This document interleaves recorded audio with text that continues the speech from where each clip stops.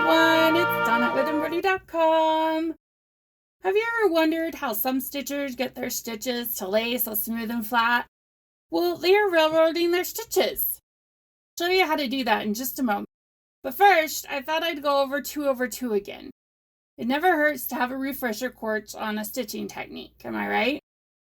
So I am stitching on 28 count even weave, and I'm going to go 2 over 2, which means I'm stitching with 2 strands of floss going over 2 fabric threads.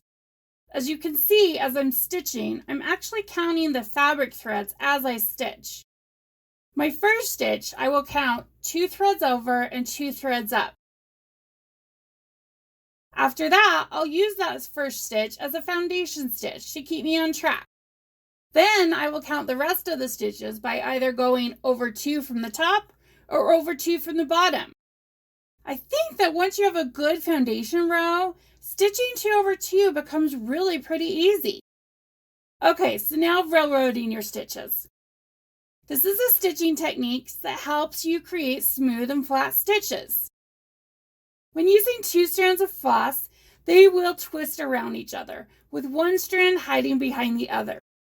When railroading your stitches, it helps to separate them so they lay parallel to each other, being flat and smooth against the fabric.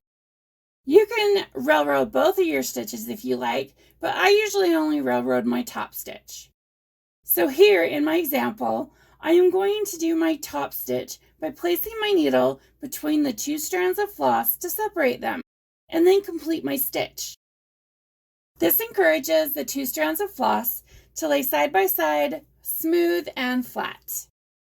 When I first learned about railroading, I really didn't think it would make that much of a difference, but I feel like it totally does. I feel like my stitches lay more smooth and flat when I railroad them. So what do you think? Will you be railroading your stitches from now on? Head over to my needlework blog on Embroidery.com, where I will have close-up pictures as well as step-by-step directions of how to railroad your stitches. Make sure you have your notifications turned on, as that's how you'll know new video is up. And as always, I love to hear your comments and suggestions, so leave those for me below. Thanks for tuning in, everyone. Happy stitching. I'll see you next time. Bye.